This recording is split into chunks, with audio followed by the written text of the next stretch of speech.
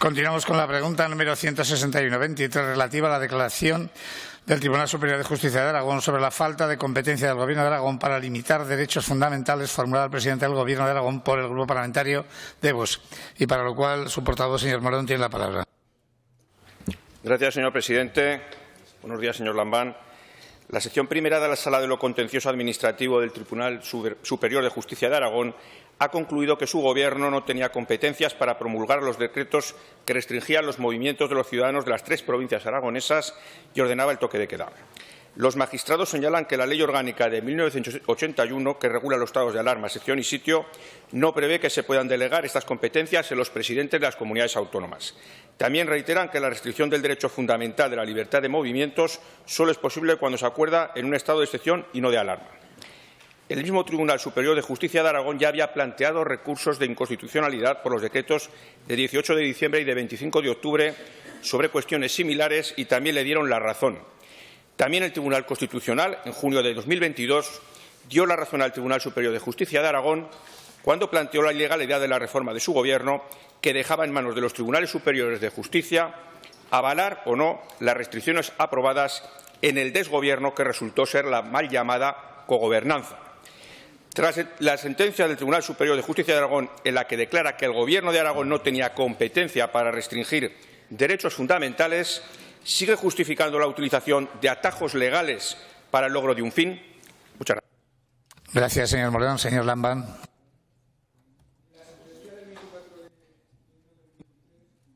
No declara que el Gobierno careciera de competencias para restringir derechos fundamentales.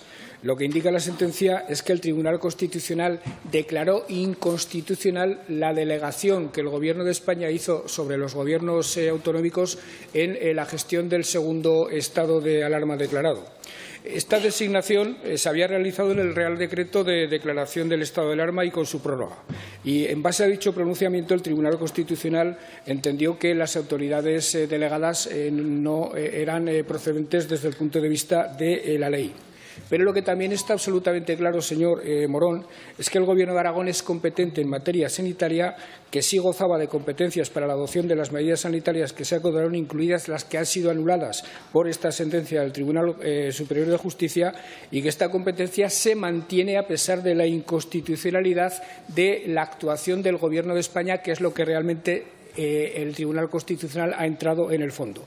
Y tal competencia, la del Gobierno de Aragón en materia sanitaria, lo es, además de por el propio Estatuto de Autonomía, por la Ley Aragonesa 3/20, por la que se establece el régimen jurídico de alerta sanitaria para el control de la pandemia, que nadie ha dicho que sea inconstitucional, sino todo lo contrario, por la Ley Orgánica 3/86 de medidas especiales en materia de salud, por la Ley 14/1986 General de Sanidad, por la Ley 33/2011 General de Salud Pública y por la Ley 5/2014 de Salud Pública de Aragón. Sorprende mucho, por otra parte, que a ustedes les esté preocupando más si se cumplió o no se cumplió la ley, que siempre intentamos en todas nuestras medidas que se hiciera cumpliendo la ley. Sorprende más que se dedican a esto, a toro pasado además, que a la propia protección de la salud y la vida de los aragoneses, que es lo que entonces nos dedicamos nosotros con uñas y dientes y anteponiéndolo por encima de cualquier otra consideración. Gracias, señor presidente. Señor Morón. Gracias, señor presidente. Bien, señor Lambán, la pregunta que le hemos formulado consta de 2 partes. La primera parte hace referencia a de qué forma, saltándose la Constitución, afrontaron la crisis tanto el Gobierno de España del señor Sánchez como el suyo propio. Y la segunda, a la que no me ha respondido, espero que me responda en esta segunda intervención, es si sigue justificando la utilización de atajos legales para el logro de un fin. Mire, el artículo 9.1 de la Constitución establece que tanto los ciudadanos como los poderes públicos están sujetos a la Constitución y al resto del ordenamiento jurídico. ¿Usted es consciente de que la vulneración del principio de legalidad pone en peligro la propia democracia, la libertad? Porque, mire, usted justifica los medios que sean para conseguir un fin. En ese sentido, y en este caso, ha sido la protección de un bien, el bien mayor ha sido la salud, el que ha querido proteger. Pero, mire, después, ¿cuál será? ¿Cuál utilizarán? ¿El cambio climático? ¿La inseguridad ciudadana? ¿Cuál será la excusa que utilizarán para restringir nuestros derechos y libertades? Desde Vox consideramos que su Gobierno ha emprendido una deriva muy peligrosa, siguiendo la estela marcada también por su presidente, el señor Sánchez. Por todos es conocida la falta de escrúpulos que tiene el señor Sánchez a la hora, por ejemplo, de elegir sus socios de Gobierno, a la hora de pisotear derechos y libertades, a sacar delincuentes de la cárcel, a indultar a facciosos, a eliminar delitos del Código Penal, como la malversación o la sedición, para favorecer y contentar a sus socios separatistas con el único fin de continuar un minuto más en la Moncloa. No ha dudado en intentar un asalto al Poder Judicial en uno de los episodios más graves que podemos recordar en las últimas décadas de ataque al Estado de Derecho.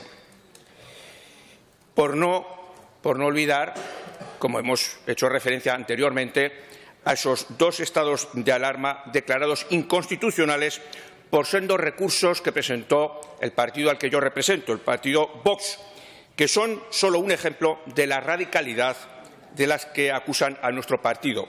Radicalidad en la defensa de la legalidad.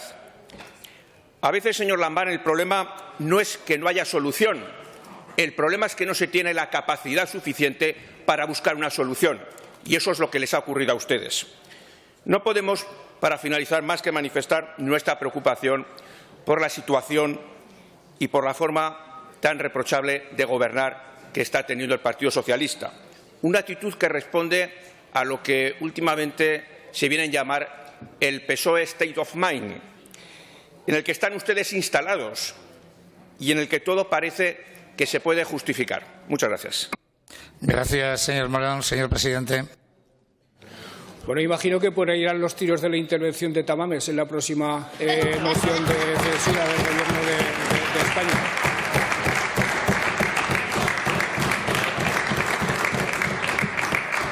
Mire, señor Morón, lo considera usted un hombre decente y me parece indecente que utilice la salud y la vida de las personas para hacer política en asuntos que nada tienen que ver ni con la salud ni con la vida de las personas.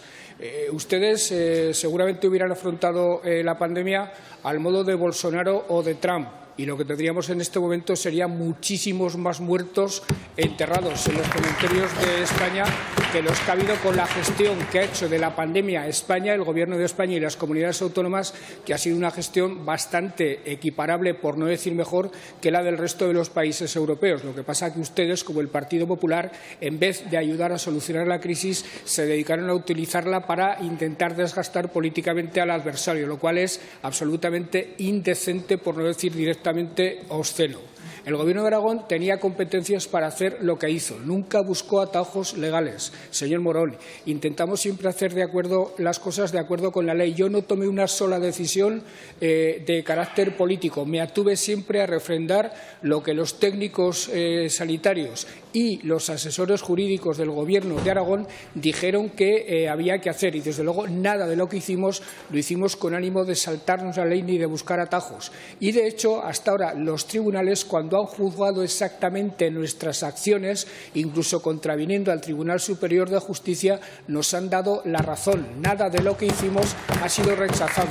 Señor Morón, algo teníamos que hacer cuando veíamos que había que tomar medidas que en unas comunidades autónomas los tribunales superiores de justicia aceptaban y en la nuestra no aceptaban. E hicimos algo de lo que estoy muy orgulloso. Hicimos una ley, la única ley que una comunidad hizo a lo largo de la pandemia, que sirvió para salvar muchas vidas en la comunidad. Una ley, por cierto, que nadie ha rechazado. Una ley que nadie ha declarado ilegal.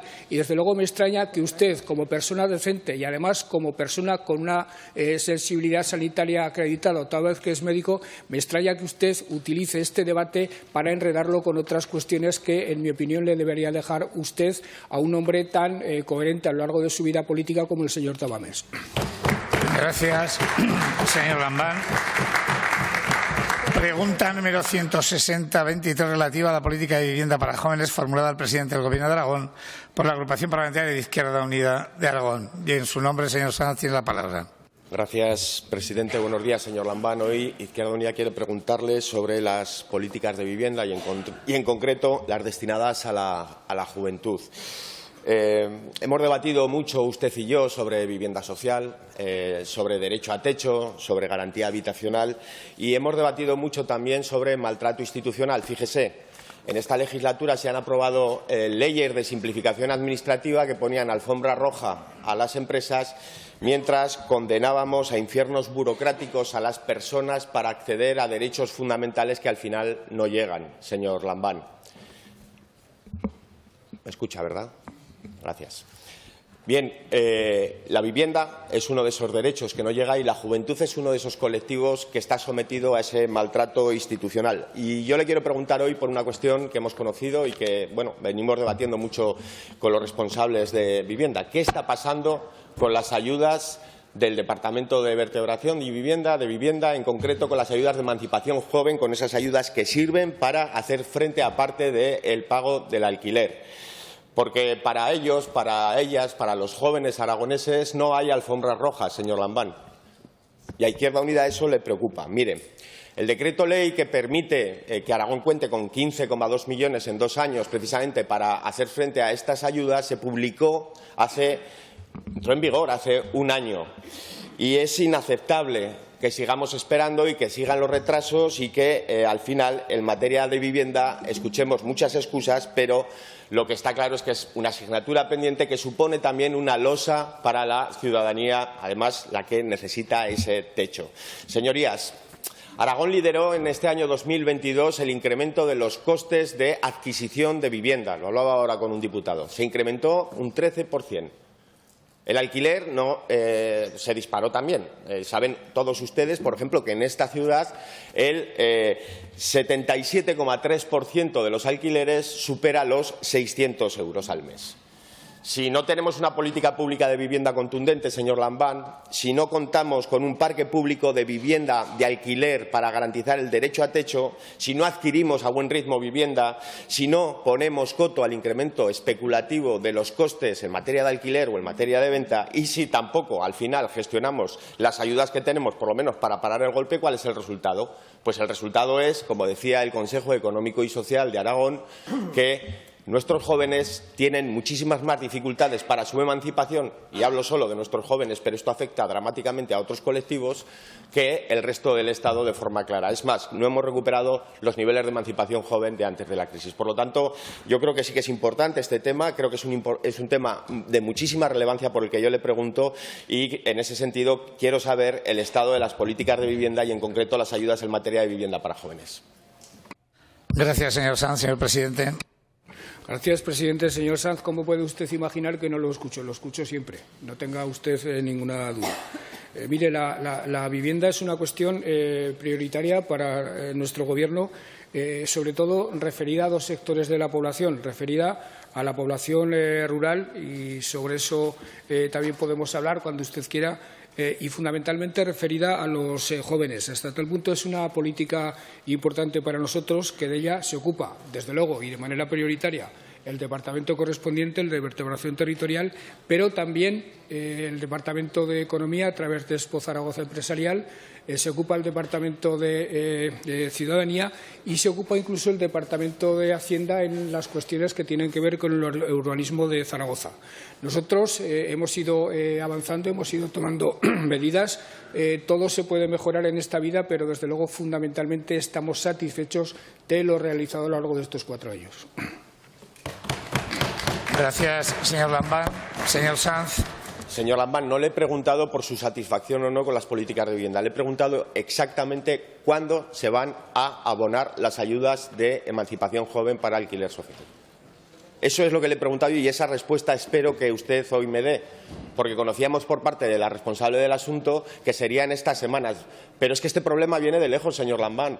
Es que en 2020, cuando se habilitaron fondos extraordinarios y de gran relevancia para un menester tal y como es este, ayudas para la vivienda, Frente a esas 11.000 solicitudes, la solución que se obtuvo, por la que se optó fue la concertación, otra vez, con entidades.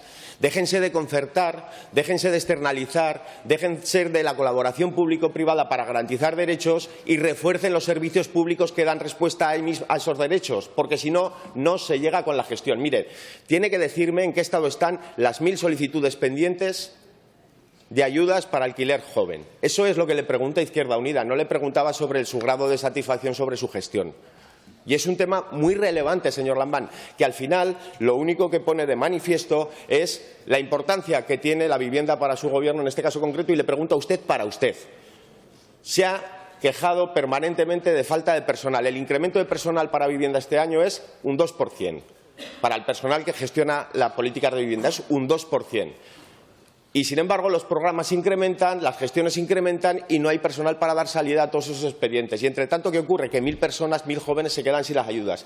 Y eso es un problema. Y, entre tanto, no sabemos, no conocemos y no va a llegar la ley de vivienda, en primer lugar, el plan de vivienda, la aportación al plan de vivienda con fondos propios y, en fin, la política de vivienda pública, que es bastante escasa durante estos últimos 8 años en materia de adquisición de vivienda vacía para dar garantía a techo.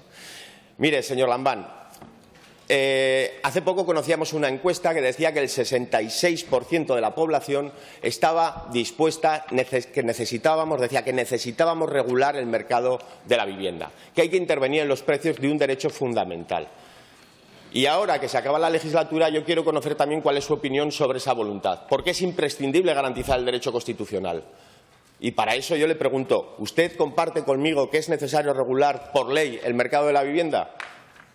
Porque si no cumplimos con las medidas que palian el golpe del incremento especulativo de precios y si no cumplimos tampoco con la regulación del mercado, lo que estamos haciendo para mucha gente es abocarla a no tener casa, a no tener techo. Y eso a mí me preocupa. Por lo tanto, díganos su opinión sobre esta última cuestión, pero sobre todo díganos cuándo concretamente se va a abonar esas 1.000 solicitudes, cuándo se van a resolver y cuándo se van a abonar las ayudas de vivienda joven. Gracias.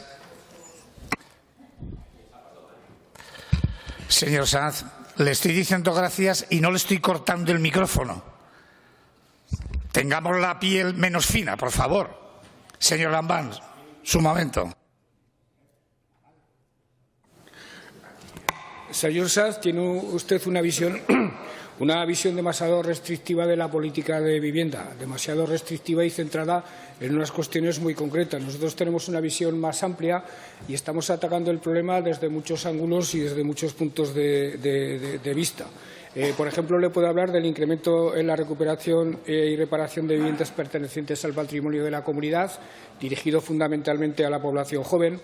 Le puedo hablar de un proyecto que generará 226 viviendas públicas de alquiler asequible, concretamente en una operación que pasa por una permuta de unos terrenos propiedad del Gobierno de Aragón en la calle Embarcadero, que ya estarían funcionando si no fuera porque el Ayuntamiento de Zaragoza se ha dedicado a entorpecer la gestión de manera absolutamente impropia. Por cierto, es curioso que para hacer vivienda pública el Ayuntamiento de Zaragoza tarde meses y meses en resolver las cuestiones y por otros asuntos de la licencia, incluso antes de que quien la tiene que obtener la solicite. En el caso del edificio Pirineos, con una inversión de 15 millones de euros, el Gobierno de Aragón propiciará 336 alojamientos para jóvenes. En el caso del Buen Pastor, una actuación similar a la del Pirineos, serán 300 las viviendas que pondremos a disposición de los jóvenes y convocaremos el concurso público a finales del mes de marzo. En el caso del edificio Sebro, en el caso de los cacahuetes, serán 504 las viviendas, serán 504 los alojamientos. Y en este caso será directamente la Administración, será Expo Zaragoza Empresarial, quien hará la inversión por valor de 76 millones de euros. Y, desde luego, la actuación es inmediata, hasta el punto de que antes del mes de mayo se licitará la primera fase de las mismas. En el Plan Estatal de Vivienda 2018-2021, en el año 22 se terminó de conceder al conjunto de subvenciones el programa de ayudas de alquiler, en total 1.079 expedientes. Y hay otro tipo de actuaciones que a usted seguramente le han pasado desapercibidas, como por ejemplo los bonos de alquiler joven, su convocatoria del año pasado en Aragón, su carácter plurianual hasta el año 2025 con 15 millones de euros. Hasta el final de plazo, en octubre del 22, se presentaron 8.263 solicitudes. Estos son los datos que a mí me han pasado y el Departamento los resolverá de la manera más celérica posible. Y, por otra parte, se hace algo que los jóvenes también necesitan. Los jóvenes no necesitan que les den todo hecho, no necesitan excesivo dirigismo por parte de nadie. Ellos saben tomar sus propias iniciativas. El Instituto de Aragones de la Juventud tiene una asesoría de vivienda joven que ha recibido desde el año 2020 6.278 peticiones de información que se han resuelto en muchos casos en que los jóvenes hayan encontrado solución a sus problemas. Mire, señor Sanz, yo soy partidario, muy partidario, la considero prioritaria la política de promoción de vivienda y fundamentalmente la vivienda de alquiler para jóvenes. Y soy también muy partidario y también la considero prioritaria la política de juventud. Ahora bien, lo que no podemos hacer es tratar a los jóvenes como si fueran niños mayores incapaces de tomar ninguna iniciativa en su vida.